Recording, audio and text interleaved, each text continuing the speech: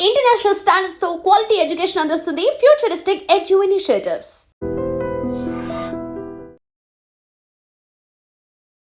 దేశమంతా ఎదురు చూస్తోంది బీహార్ ఎన్నికలకు సంబంధించి. ఈరోజు మొదటి ఫేజ్ జరుగుతోంది. 121 స్థానాలకి ఓటర్లు ఎవరిని ఎన్నుకోబోతున్నారు అనేది నవంబర్ 14న తేలబోతోంది.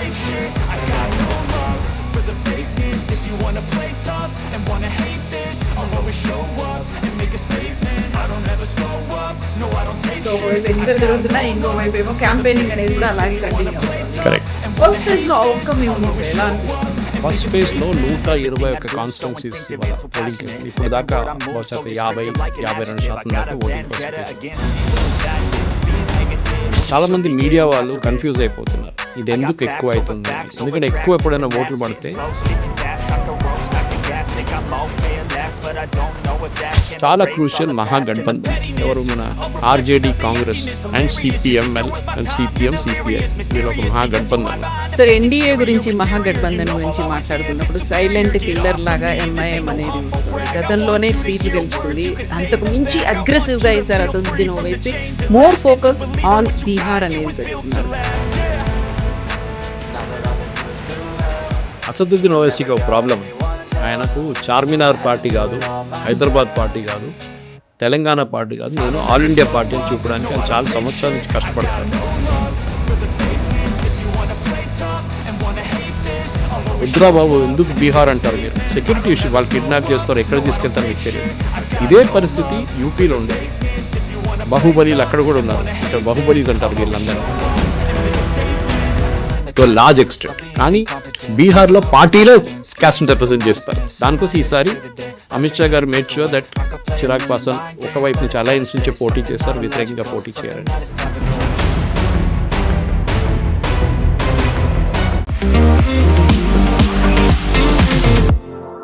నమస్తే, నేను Kavitha. Welcome to iDream news and నిజాలు. దేశమంతా ఎదురు చూస్తోంది బీహార్ ఎన్నికలకు సంబంధించి. ఈరోజు మొదటి ఫేజ్ జరుగుతోంది. 121 స్థానాలకి ఓటర్లు ఎవరిని ఎన్నుకోబోతున్నారు అనేది నవంబర్ 14న తేలబోతోంది. ఫస్ట్ ఫేజ్ ఓట్ల సరళి ఎలా ఉంది, ఓటింగ్ సరళి ఎలా ఉంది, ఓటర్ల మధ్యలో ఏముంది. యాక్చువల్గా ఇండియా కూటమి, ఆ తర్వాత మహాగఠబంధన్, ఇవన్నీ కలిసిన తర్వాత ఎన్డీఏ కూటమికే మెజారిటీ అవకాశాలు ఉన్నాయనేది సర్వేలు చెప్తున్నటువంటి నేపథ్యంలో ఫస్ట్ ఫేజ్ నుంచి మద్దమవుతోంది. మనతో పాటుగా ఉన్నారు సీనియర్ జర్నలిస్ట్ సురేష్ కొచ్చాటిల్ గారు. సార్ నమస్తే. సో ఫస్ట్ ఫేజ్ అనేది జరుగుతుంది, సెకండ్ ఫేజ్ నవంబర్ 11న ఉంది. సో ఒకవైపు ఎన్నికలు జరుగుతున్నాయి, ఇంకోవైపు ఏమో క్యాంపెయినింగ్ అనేది కూడా అలాగే కంటిన్యూ అవుతోంది. ఫస్ట్ ఫేజ్ లో అవుట్కమ్ ఏముంది సార్, ఎలా అనిపిస్తోంది? ఫస్ట్ ఫేజ్లో 121 కాన్స్టిట్యున్సీస్ ఇవాళ పోలింగ్కి వెళ్ళింది. ఇప్పుడు దాకా బహుశా 50-52% దాకా ఓటింగ్ పర్సెంటేజ్ పడింది. లాస్ట్ టైం కన్నా ఎక్కువ ఉంది అంటున్నారు. చాలామంది మీడియా వాళ్ళు కన్ఫ్యూజ్ అయిపోతున్నారు, ఇది ఎందుకు ఎక్కువ అవుతుంది అనేది.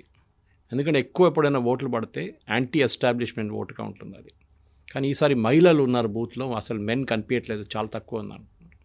దీనికి కారణాలు నేను ఒకటి ఎక్స్ప్లెయిన్ చేస్తాను మీకు. ఫస్ట్ మనం ఏమో అర్థం చేసుకోవాలంటే, బీహార్లో ఎస్ఐఆర్ జరిగిన తర్వాత 64 లక్షల మందిని ఓటర్ లిస్ట్ నుంచి తీసేశారు. దాని నుంచి ఇప్పుడు దాకా ఫైల్ చేసిన ఆబ్జెక్షన్స్ ఎలక్షన్ కమిషన్ ప్రకారం 1000 నుంచి 1500, కొంత దాంట్లో 1,00,000 కూడా ఉందని చెప్తున్నా, కానీ లేదు, 1,00,000 లేరు. సుప్రీంకోర్టులో వచ్చిన లాస్ట్ డిసిషన్ ప్రకారం, లాస్ట్ అఫిడవిట్ ప్రకారం 1500 అబ్జెక్షన్స్ వచ్చినాయి. అబ్జెక్షన్స్ ఏంటంటే, ఇప్పుడు నన్ను ఓటర్లో నుంచి తీసేస్తే, నేను బిఎల్ఓ ఆఫీస్లో కనిపిస్తే, లేకుంటే అక్కడ ఉన్న లోకల్ బీజేపీయో ఆర్జేడీయో లేకుంటే జేడీయూ రిప్రజెంటేటివ్ వచ్చి నా దగ్గర చెప్పారు, సార్ మీ ఓట్ లేదు, మీరు ఒకసారి అఫిడవిట్ ఫైల్ చేయండి అని చెప్పి ఒక అప్లికేషన్ మీద రాసిస్తే వాళ్ళు తీసుకెళ్ళి బిఎల్ఓకి ఇస్తారు. అది బిఎల్ఓ మళ్ళీ ఇంటికి వచ్చి చెక్ చేసి మళ్ళీ అదే రీఇన్స్టేట్ చేస్తారు. Last date before withdrawal of nominations, అప్పుడు దాకా పేర్లు మీరు యాడ్ చేసుకోవచ్చు. దాని తర్వాత ప్రింటింగ్ మొదలు పెడతారు వాళ్ళు, ఎలక్షన్ కమిషన్. ఫైనల్ రోల్స్ అంటారు దాన్ని. ఇప్పుడు జరిగిన దాంట్లో ఏంటంటే, ముందు మనకు అందరు తెలిసిందే, లాస్ట్ టైం ఎలక్షన్ బీహార్లో జరిగినప్పుడు 7,10,00,000 మంది ఉన్నారు ఓటర్స్. ఈ 5 సంవత్సరాల్లో అది పెరిగి 8 కోట్ల అయింది. 7.98 అని పెట్టుకోవచ్చు, 8 కోట్లని తీసుకుందాం మనం. ఎస్ఐఆర్ జరిగిన తర్వాత 7.2కి పడిపోయింది. అది ఆల్మోస్ట్ 80 లక్షల మందిని తీసేశారు. అది కాకుండా 24 లక్షల మందిని యాడ్ చేశారు. అంటే these are 18+ voters who crossed on June 1 తర్వాత 18+ ఎవరెవరు అయ్యారో వాళ్ళని తీసుకున్నారు జూన్ తర్వాత. సో దట్ కొత్త ఓటర్స్ని యాడ్ చేసుకున్నారు. ఇప్పుడు వస్తున్న ఓటింగ్ పర్సంటేజ్ చూస్తే మీరు last time voting percentage compare చేస్తే ఈసారి ఎక్కువ ఉంటుంది, న్యాచురల్లీ ఎక్కువ ఉంటుంది. ఎందుకంటే మీరు 64 లక్షల మందిని తీసినప్పుడు యాజ్ అ పర్సంటేజ్ ఆఫ్ 100 చూస్తే 6.5 to 6.7% ఓటర్స్ని మీరు లిస్ట్ నుంచి తీసేశారు. తీసినప్పుడు ఏమవుతుంది, ఈసారి 60% కూడా ఓటింగ్ పడితే యాక్చువల్లీ అది 66% అవుతుంది. ఎందుకంటే ఈ 6.4 ఆటోమేటిక్లీ యాడ్ అయిపోతుంది 6.6 దాంట్లో తీసేశారు కదా, యావరేజెస్ వర్క్ అవుతుంది అనమాట అప్పుడు. సో అది ఒక మిస్కన్సెప్షన్. కానీ మీడియాలో ఇప్పుడు దాకా నేను చూసిన అన్ని దాంట్లో కూడా వీళ్ళు ఎవరు దీని గురించి మాట్లాడలేదు. That you have removed 64 lakhs which supreme court has also agreed. Objections ఎవరి దగ్గర నుంచి రాలేదు. 1000 మందితో వచ్చింది, 1500 మంది వచ్చింది అంతే. అది కూడా కొంతమంది రిజెక్ట్ చేశారు. ఆ ప్రశాంత్ భూషణ్ ఫర్ ఎగ్జాంపుల్ సుప్రీంకోర్టులో ఫైల్ చేసిన అఫిడవిట్ కూడా అబద్ధాలని తెలిసిపోయి సుప్రీంకోర్టు ఆయన్ని చాలా సీరియస్ యాక్షన్ తీసుకున్నారు. ఆయన మీద వార్నింగ్ ఇచ్చారు ఆయనకి, ఇట్లాంటి ఫేక్ అఫిడవిట్ ఫైల్ చేయకండి అని చెప్పేసి. సో ఇప్పుడు ఇవాళ జరుగుతున్న దాంట్లో 121 కాన్స్టిట్యున్సీలు అని చెప్పేప్పుడు చాలా క్రూషియల్ మహాగఠబంధన్కి. ఎవరు, మన RJD Congress and CPML and CPM CPI వీళ్ళ ఒక మహాగఠబంధన్. ఎందుకంటే లాస్ట్ ఎలక్షన్లో ఈ పార్టీలకి 121లో 61 స్థానాలు వచ్చినాయి ఫస్ట్ ఫేజ్లో. లాస్ట్ టైం 3 ఫేజ్లో జరిగింది ఎలక్షన్ యాక్చువల్లీ, ఈసారి 2 ఫేజ్లో జరుగుతుంది. అది రీజన్ ఏంటంటే, ఒకటి బీహార్లో law and order situation improve అయింది, నక్సలిజం తగ్గింది. సో దానికోసం దే హ్యావ్ బాట్ 2 ఫేజ్లో చేసేస్తారు. అంటే సెక్యూరిటీ ఫోర్సెస్ని మూవ్ చేయాల్సి వస్తుంది, ఒక ఏరియా నుంచి ఇంకొక ఏరియా మూవ్ చేయాల్సి. ఫర్ ఎగ్జాంపుల్ నార్త్ బీహార్ జరిగింది అనుకోండి, ఫస్ట్ సౌత్ బీహార్కి పంపిస్తారు నెక్స్ట్ ఫేజ్కి. ఒకటి 6వ తారీఖు, ఒకటి 11వ తారీఖు. సో 6వ తారీఖు అది కాగానే అన్నీ తీసుకెళ్ళి డిపాజిట్ చేసుకుని 7వ తారీఖు అయిపోతుంది. 7వ తారీఖు వాళ్ళందరూ బయలుదేరి ఇక్కడికి వస్తే 9వ తారీఖు దాకా చేరుకుంటారు సదర్న్ బీహార్కి. ఎలక్షన్ అక్కడ మళ్ళీ ప్రాసెస్ స్టార్ట్ అవుతుంది అనమాట. ఇప్పుడు జరిగే దాంట్లో మహాగఠబంధన్కి 61 కన్నా తక్కువ వస్తే వాళ్ళు ఈసారి గవర్నమెంట్ ఫామ్ చేయలేరు. ఎందుకంటే నెక్స్ట్ ఫేజ్ బీజేపీ స్ట్రాంగ్ హోల్డ్లో జరుగుతుంది. BJP strong hold next election. ఈసారి బీజేపీ ఫస్ట్ ఫేజ్లో లాస్ట్ టైం కంపేర్ చేస్తే ఈ 120 స్థానాల్లో వాళ్ళు ఆర్జేడీ మహాగఠబంధన్ 61 కలిస్తే బీజేపీ వైపు నుంచి నితీష్ కుమార్ అండ్ బీజేపీ కలిసి 55 సీట్లు గెలిచారు. దాంతోపాటు చిన్న పార్టీలు హ్యామ్ అని చెప్పి మన ఈయన మాంజీ గారి పార్టీ ఒకటి ఉంది, అది కాకుండా వికాస్ ఇన్షాన్ పార్టీ అని ఇంకోటి ఉంది. వీళ్ళందరూ చిన్న చిన్న సీట్లు వచ్చినాయి, 2-3 సీట్లు అక్కడ కూడా వచ్చినాయి. Total 55 NDA, 61 Mahagathbandhan. ఇది ఫస్ట్ ఫేజ్లో. దీన్ని ఇప్పుడు నెక్స్ట్ ఫేజ్కి తీసుకెళ్లేటప్పుడు బీజేపీ స్ట్రాంగ్ హోల్డ్స్ నెక్స్ట్ ఫేజ్లో రాబోతుంది. ఇప్పుడు జరిగే పోల్లో ఇవాళ జరిగిన దాని ప్రకారం మహిళలు ఎక్కువ వస్తున్నారు, చాలామంది ఓటేయడం. అక్కడ కూడా the major television channels have got it wrong. మహిళలు వస్తున్నారు, ఎందుకు వస్తున్నారని చూడండి. ఎలక్షన్ కమిషన్ డేటా ప్రకారం కూడా ఈవెన్ పొలిటికల్ పార్టీస్ అగ్రీ చేస్తున్నారంటే బీహార్ నుంచి 75 లక్షల మంది బీహార్ బయట పనిచేస్తున్నారు. దాంట్లో మెజారిటీ ఆర్ మెన్. మహిళలు కూడా ఉంటారు, కొంతమంది ఫ్యామిలీస్ కూడా తీసుకెళ్తారు. మహిళలు కూడా పనిచేస్తారు, వాళ్ళు కష్టపడి పనిచేస్తారు. బీహార్ వాళ్ళని మెచ్చుకోవాలి ఆ పాటలో. వాళ్ళు రియల్ ఏం చెప్తారు, hard working people. Even UP అక్కడి నుంచి కూడా మన వాళ్ళు కూడా ఇక్కడ చేయని పనులు కూడా వాళ్ళు చేస్తారు వచ్చి ఇక్కడ. అట్లాంటిది మీరు చూసుంటారు. ఇక్కడ ఏదైనా మీరు కన్స్ట్రక్షన్ సైడ్కి వెళ్తుంది బీహార్ వాళ్ళు ఉంటారు. మా దగ్గర కూడా కేరళలో కూడా అంతే. కేరళలో పెట్రోల్ బంకు, రెస్టారెంట్ అన్నీ నడిపించేది బీహార్, యూపీ, అస్సాం, ఒడిషా నుంచి వాళ్ళు. ఇక్కడ కూడా అంతే. సో అదే పరిస్థితుల్లో బీహార్ నుంచి ఎంతమంది తిరిగి వచ్చారు బీహార్కి ఎలక్షన్కి. 75 లక్షల మంది ఉన్నారు కదా, అంటే మీకు దాంట్లో లిస్ట్లో 7,40 లక్షల మందిలో 75 లక్షల మంది బయట ఉన్నారు. ఆలోచించే ఎంత పెద్ద ఫిగర్ అది. అంటే 6.6 6.7 యాక్చువల్ ఓటింగ్ బేస్ ఉన్నారు మీకు ఇప్పుడు. 7,40 కాదు ఇప్పుడు, అది తగ్గింది ఇప్పుడు. వాళ్ళు ఎంతమంది వచ్చారు బీహార్కి అని క్వశ్చన్ వచ్చింది. సో ఈసారి ఏం జరిగిందంటే ఎలక్షన్ కమిషన్ కూడా చాలా స్మార్ట్గా ఛత్ పూజ టైం తర్వాతనే ఎలక్షన్ పెట్టారు. వీళ్ళు యూజువలీ బీహార్, ఇప్పుడు మీరు ఎక్కడైనా కన్స్ట్రక్షన్ సైట్కి వెళ్ళండి హైదరాబాద్లో, డల్ ఉంటారు ఈ టైంలో. ఎందుకంటే వీళ్ళందరూ వెళ్ళిపోయి ఉంటారు ఛత్ పూజకి. ఈవెన్ లార్జ్ ఎక్స్టెంట్ యూపీ వైపు నుంచి కూడా చాలామంది ఛత్ పూజకి వెళ్ళిపోతారు. సో కన్స్ట్రక్షన్ అంతా నెక్స్ట్ 1 month ఆగిపోతుంది. మీరు ఒకసారి వెళ్తే నెల తర్వాత తిరిగి వస్తారు. కొంతమంది ఇప్పుడు బెంగాలీ వాళ్ళు ఉన్నారు, వాళ్ళు దుర్గా పూజకి వెళ్తే మళ్ళీ నెల తర్వాత వస్తారు. యూపీ సైడ్ నుంచి ఉన్న వాళ్ళు కొంతమంది దివాళీకి వెళ్ళి మళ్ళీ రిటర్న్ వచ్చాక లేట్ అవుతుంది వాళ్ళు. సో ఇట్లాంటి చాలా కేటగిరీస్ ఉన్నాయి. ఫర్ ఎగ్జాంపుల్ ముస్లిమ్స్ వాళ్ళు ఈద్ టైంలో వెళ్తారు, మళ్ళీ లేట్ వస్తారు మళ్ళీ తర్వాత. సో ఛత్ పూజకి వెళ్ళిన దాంట్లో ఇప్పుడు మన ఇవాళ టైమ్స్ ఆఫ్ ఇండియాలో వచ్చిన ఆర్టికల్ ప్రకారం చాలామంది హైదరాబాద్ నుంచి బీహార్కి ట్రై చేస్తున్నారు, కానీ వెళ్ళలేకపోతున్నారు. ట్రైన్ లేవు అంటున్నారు సెకండ్ ఫేజ్కి. కరెక్ట్, ఎందుకంటే అన్ని ట్రైన్స్ ఇక్కడ నుంచి లేవు బీహార్కి. ఛత్ పూజ టైంలో ఎక్స్ట్రా ట్రైన్స్ పెట్టారు. సో ఈ 75 లక్షల్లో అట్లీస్ట్ 40 లక్షలు తిరిగి వచ్చారనుకోండి, 30 లక్షలని పెట్టుకుందాం. వాళ్ళు ఓట్ చేసేది ఎవరికి ఓట్ చేస్తున్నారు, అది చాలా ఇంపార్టెంట్ ఉంటుంది. ఎందుకంటే వాళ్ళు ఓట్ చేసేది డెవలప్మెంట్ చూసి ఓట్ చేస్తున్నారు. వాళ్ళు పనిచేస్తున్న చోట్లలో ఉన్న ప్రాబ్లం ఏంటి, వాళ్ళు పనిచేస్తున్న హైదరాబాద్లో మల్టీ స్టోరీడ్ అపార్ట్మెంట్ చూస్తున్నారు, వాళ్ళు అక్కడ పిల్లలు స్కూల్కి వెళ్తున్న చూస్తున్నారు, ఇంటర్నేషనల్ స్కూల్స్ చూస్తున్నారు, హోటళ్ళు చూస్తున్నారు, అన్నీ చూస్తున్నారు. మా బీహార్లో ఇది ఎందుకు లేదు అని అడుగుతున్నారు ప్రశ్న. అది చాలా ఇంపార్టెంట్ క్వశ్చన్. బీహార్లో డెవలప్మెంట్ ఎందుకు జరగలేదు? రాహుల్ గాంధీ ఏమంటున్నారు, నితీష్ కుమార్ ఉద్యోగం ఇవ్వలేదు, బీహార్ వాళ్ళు అందరు లేబర్ అయిపోయారు, బీహార్ వాళ్ళు వెళ్ళి దుబాయ్ కట్టారు అని చెప్తున్నారు. దుబాయ్ కట్టింది మలయాళంలో, అది సపరేట్. కానీ ఇప్పుడున్న కన్స్ట్రక్షన్ వర్కర్స్ అంతా బీహార్ నుంచే. నేను లేక్ వెళ్ళినప్పుడు ఒక 2024 ఎలక్షన్ టైంలో లేక్ వెళ్ళాను, లదాఖ్. ఆ టైంలో అక్కడ వెళ్ళినప్పుడు మా ఫ్లైట్లో ఒక 80% వేర్ లేబరర్స్. ఎందుకంటే అక్కడి నుంచి లేకుంటే మీరు ఢిల్లీ నుంచి లేక్ వెళ్ళాలంటే మీకు చాలా పెద్ద ప్రాసెస్ అది. మీకు ఆల్మోస్ట్ 2 days పడుతుంది అక్కడ చేరుకోవడానికి. సో వీళ్ళు కాంట్రాక్టర్స్ ఏం చేస్తున్నారు, వీళ్ళు ఫ్లైట్లోనే పంపించేస్తున్నారు వీళ్ళని. అందరూ most of them where from UP and Bihar. నేను అడిగాను కూడా, ఎందుకు వెళ్తున్నాడు సార్, ఇక్కడ ప్రాజెక్ట్ ఉంది, ఒక ఏదో టనల్ ప్రాజెక్ట్ నడుస్తుంది, అక్కడికి వెళ్తున్నాం మేము, అక్కడ 6 నెలలు ఉంటాం, మినిమం 6 నెలలు ఉంటామని చెప్పారు. వాళ్ళ కాంట్రాక్ట్ ఉందంట. So this is important. Bihar hard working people అనేది కరెక్ట్, కానీ ఎందుకు బీహార్లో డెవలప్మెంట్ జరగట్లేదు, అది ఇంకొక ఇష్యూ. ఎందుకు జరగట్లేదు అంటే ఇది ప్రాబ్లం. అంటే అక్కడ ఇండస్ట్రీ అనేది లేదు, ఒక్క ఇండస్ట్రీ కూడా లేదు. మీరు చూడండి, మేజర్ ఇండస్ట్రీ. ఎందుకంటే బీహార్ లాంటి చోట్ల చాలా మటుకు ఆపర్చునిటీస్ ఉన్నాయి అక్కడ, ఎస్పెషలీ వాళ్ళ మినరల్స్, చాలా మినరల్ రిచ్ ప్లేస్ అది. ఛత్తీస్గఢ్ కానీ, జార్ఖండ్ కానీ, బీహార్ కానీ చాలా మినరల్ రిచ్ స్టేట్, కానీ డెవలప్మెంట్ అస్సలు జరగలేదు.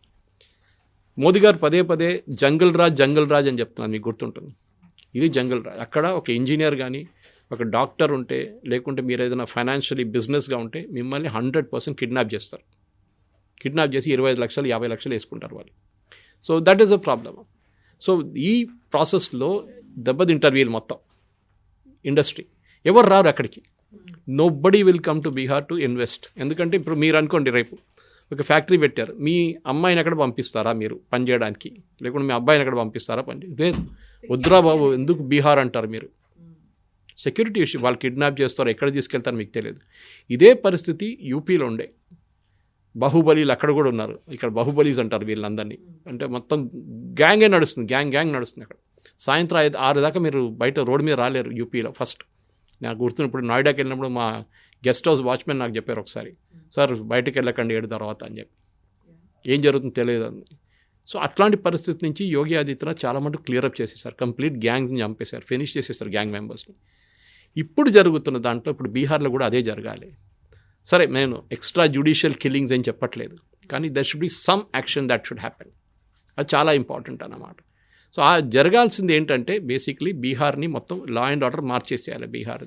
బీహార్లో చాలా స్ట్రిక్ట్. ఇప్పుడు కూడా బాహుబలి చాలామంది ఉన్నారు. ఇప్పుడు ఒక మర్డర్ జరిగింది మొన్ననే ఎలక్షన్లో. అమిత్ షా గారు ఇన్స్ట్రక్షన్స్ ఇచ్చిన తర్వాతనే అరెస్ట్ జరిగింది. బీహార్ గవర్నమెంట్ అరెస్ట్ చేయలేదు. ఆలోచించండి, Amit Shah had to give instructions. Union home minister, అక్కడ ఉన్న డిప్యూటీ చీఫ్ మినిస్టర్ బీజేపీ, ఆయన ఫోన్ చేసి లల్లన్ సింగ్ ఆయన పేరేదో ఉంది, ఆయన అరెస్ట్ చేయమన్నారు. అప్పుడు అరెస్ట్ చేశారు. అప్పుడు దాకా అరెస్ట్ చేయలేదు వాళ్ళు. సో అంత పవర్ఫుల్ మాఫియా అక్కడ ఆపరేట్ చేస్తుంది. ఇది లాలూ టైం నుంచే స్టార్ట్ అయింది, మనకు అందరూ తెలిసింది. అప్పుడు లాలూ టైంలోనే ఇది జంగల్ రాజ్ అని ఒక ఆ పేరు కూడా అప్పుడే వచ్చింది, నేమ్.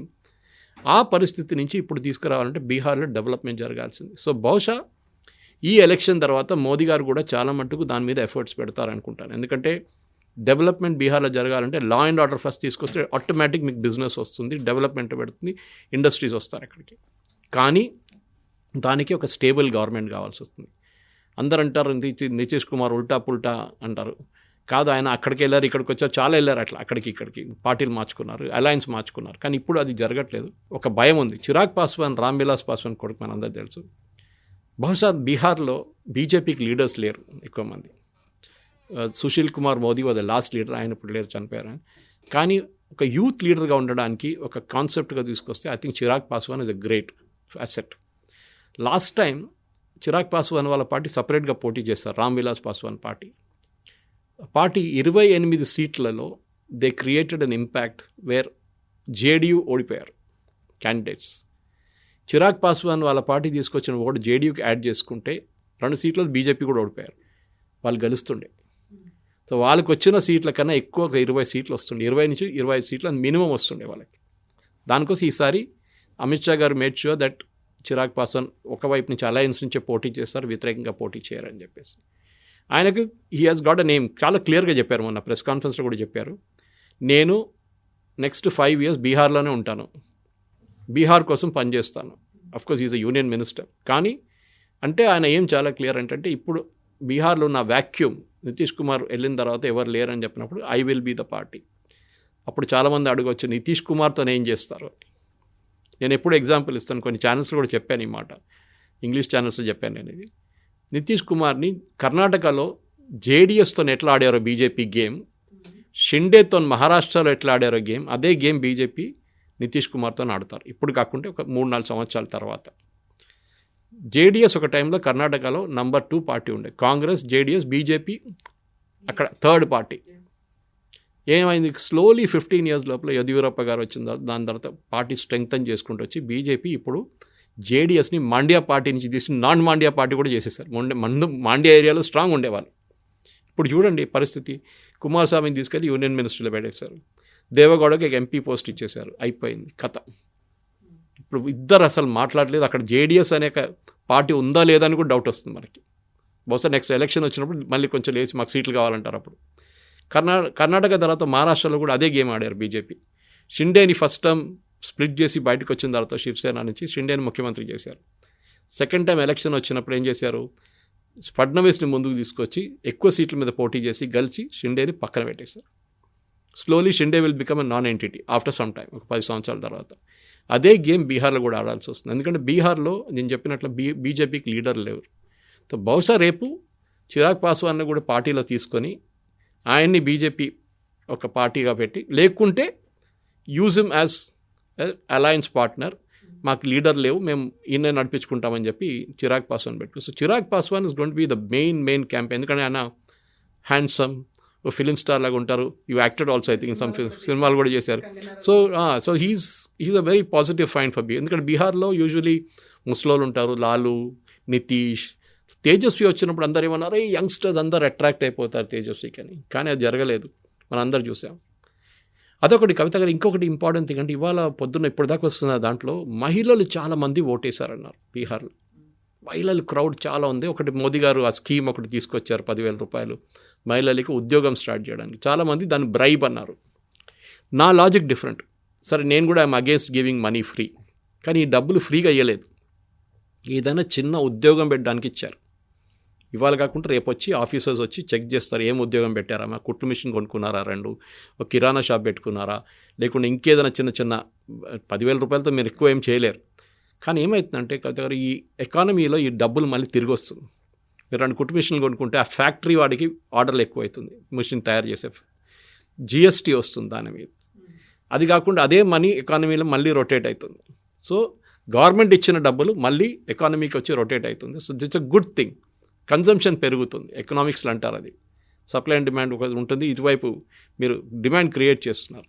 సో అది మంచి మూవ్ చేస్తారు. ఆ మూవ్తోని మహిళలు బహుశా దానికోసం నితీష్ కుమార్ అనౌన్స్ చేయగానే, మోదీ గారు అనౌన్స్ చేయగానే ఇమ్మీడియట్ తేజస్వి వచ్చి నేను 30,000 రూపాయలు ఇస్తా అన్నారు. కానీ 10,000 ఆల్రెడీ అకౌంట్లో పడిపోయింది. సో దాని ఇంపాక్ట్ ఉంది. అదే మనం లాడ్లీ బెహన్ స్కీమ్లో మధ్యప్రదేశ్లో చూసాం. శివరాజ్ సింగ్ చౌహాన్ గారు లాస్ట్ ఎలక్షన్లో చాలా బాగా పనిచేస్తారు. అప్పుడు దాకా బీజేపీ ఎంటబడిన బీజేపీ సడన్గా ముందుకు వచ్చి ఎలక్షన్ గెలిచేశారు. Same thing we saw in Maharashtra also. మహారాష్ట్రలో ఎలక్షన్ 2 months డిలే చేశారు బీజేపీ, ఎందుకంటే ఈ స్కీమ్ వర్కౌట్ చేయడానికి చెప్పి కాంగ్రెస్ వాళ్ళు అలిగేషన్ చేశారు. బహుశా కరెక్టే అది, కావాలని చెప్పి 2-3 నెలలు డిలే చేశారు ఎలక్షన్. ఆ 2 నెలల్లో వీళ్ళు స్కీమ్ ఇంప్లిమెంట్ చేశారు. మహారాష్ట్రలో కూడా మహిళలు వచ్చి ఓటేశారు. ఇదే స్కీమ్ ఇప్పుడు హర్యానాలో కూడా చేశారు. దాని తర్వాత ఇప్పుడు మనం బీహార్లో చూస్తున్నాం. సో ఈ స్కీమ్ ప్రకారం చూస్తే మహిళలు ఇవాళ వచ్చి చాలామంది ఓటేస్తున్నారు. Impact is immediate. నేను చెప్పడం ఒకటి, చేసేది ఒకటి కనిపిస్తుంది. ఇమ్మీడియట్ ఇంపాక్ట్ నా అకౌంట్లో పడేది డబ్బులు. దానికోసం ముద్ర మనం ఎప్పుడు అంటాం, మన ఈ జన్ధన్ యోజన వచ్చింది. అన్నిటికంటే పెద్ద బెనిఫిట్ అంటే ముందు రాజీవ్ గాంధీ గారు అన్నట్టు ఢిల్లీ నుంచి రూపాయి పంపిస్తే 15 పైసలు స్టేట్కి చేరుకుంటుంది. మిగతా అంటే 85 పైసలు ఈ ఆఫీషియల్స్, కరప్ట్ ఆఫీషియల్స్, కాంట్రాక్టర్లు, ఈ పొలిటీషియన్స్ కొట్టేస్తారు. ఇప్పుడు ఢిల్లీ నుంచి పంపించిన డబ్బులు అట్లనే వచ్చి బ్యాంక్ అకౌంట్లో పడుతుంది వాళ్ళది. ఎవరు నడిమిట్లో దిస్ నో మిడిల్ పర్సన్. చెక్లు ఇవ్వడం లేదు, ఏం లేదు. ఇప్పుడు కూడా తెలంగాణలో చెక్లు ఇస్తున్నారు చాలామందికి. ఎందుకంటే ఎమ్మెల్యే ఫోటో తీసుకోవాలి కదా, మంత్రి ఫోటో తీసుకోవాలి కదా, చెక్లు ఇస్తున్నారు. అది కాకుండా డైరెక్ట్ మీ అకౌంట్ పడేస్తే డైరెక్ట్ బెనిఫిట్ ట్రాన్స్ఫర్ వస్తుంది. సో ఈసారి జరిగిన ఎలక్షన్ ఇప్పుడు దాకా లాస్ట్ టైం 2020లో 55% మహిళలు ఓటేశారు, 45 మెన్ ఓటేశారు. వేరస్ బీహార్లో మెన్ ఓటింగ్ 53-54% ఉంది వెన్ పర్సంటేజ్, మహిళలేమో 47. మళ్ళీ ఎందుకు ఎక్కువ మంది ఎట్లా వేశారంటే నేను చెప్పిన లాజిక్ అది, ఇక్కడ లేరు వీళ్ళ men are all outside Bihar, మహిళలే ఉన్నారు ఇంటికాడ, వాళ్ళ పిల్లల్ని చూసుకుంటే ఇక్కడే ఉన్నారు వాళ్ళు. సో వాళ్ళు అందరు వెళ్ళి ఓటేశారు. ఈసారి కూడా అదే జరుగుతుంది. సో బహుశా మహిళల ఓటింగ్ ఈసారి కూడా 55 నుంచి 56 కూడా వెళ్ళొచ్చు. దాంతో డెఫినెట్గా ఒక ప్యానిక్ సిచ్యువేషన్ కనిపిస్తుంది మన కాంగ్రెస్ క్యాంప్లో.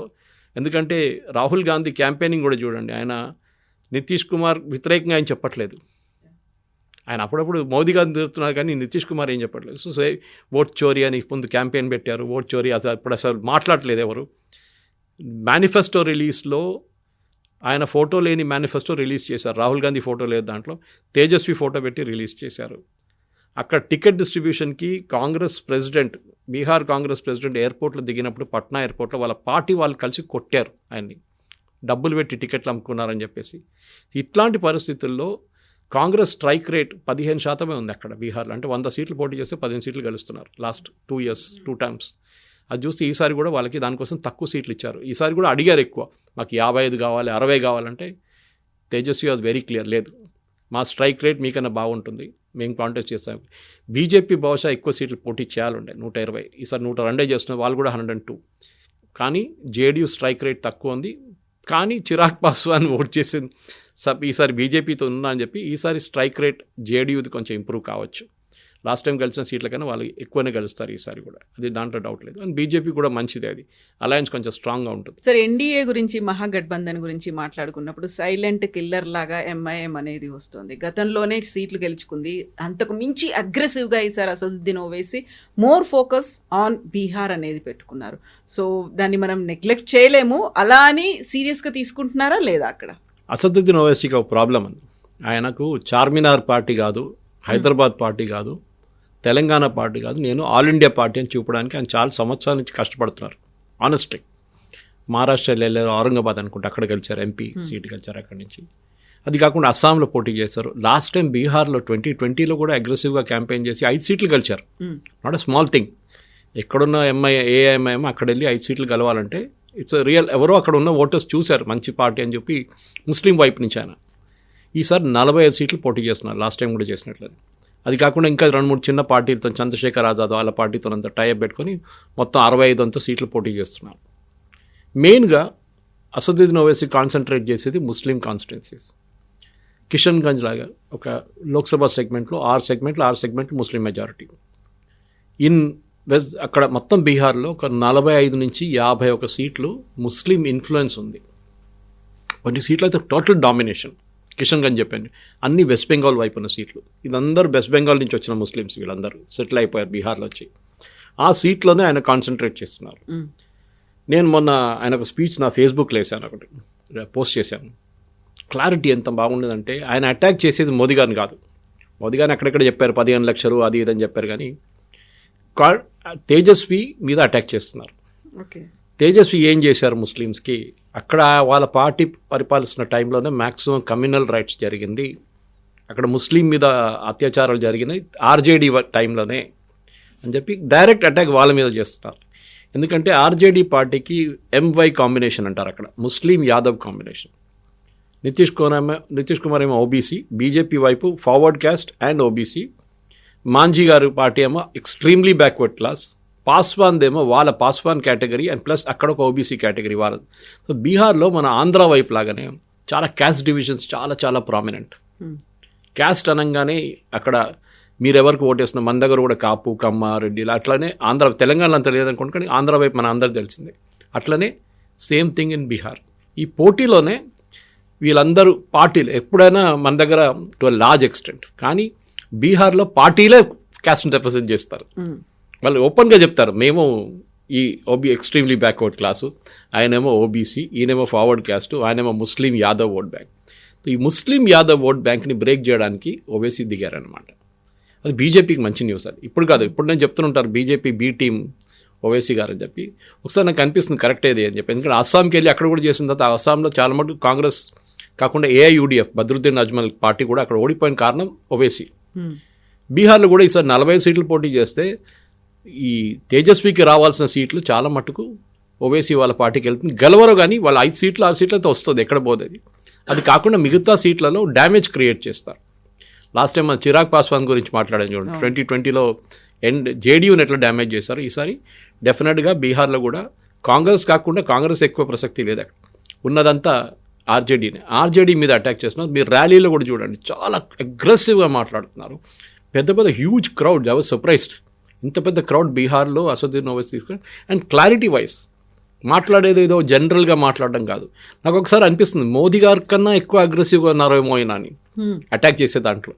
స్పెసిఫిక్ తీసుకొని అటాక్, మోదీ గారు జనరల్గా జంగల్ రాజ్ హే ఓ హే ఏ హే అంటారు, కానీ ఈయనైతే స్పెసిఫిక్ ఇన్స్టెన్స్ పేపర్లో రాసుకొని చెప్తున్నాడు ఈ రోజు ఒక రైట్ జరిగింది, ఇంతమంది చనిపోయారు, అంటే ఇంతమంది ముస్లిమ్స్ ఉన్నారు, మీరేం చేశారు తేజస్వి యాదవ్, మీరేం చేశారు లాలూ యాదవ్ అని అడుగుతున్నారు. సో అట్లాంటి స్పెసిఫిక్ ఇన్స్టెన్స్ బహుశా ఈ ఎలక్షన్లో చాలా మట్టుకు డ్యామేజ్ ఆర్జేడీకి జరగబోతుంది. మళ్ళీ ఎంఐఎం వైపు నుంచే ఓవైసీ వాళ్ళ పార్టీ ఎన్ని ఓట్లు తీసుకెళ్ళిపోతారో దాని మీద వీళ్ళ ఫైనల్ కౌంట్ ఉంటుంది.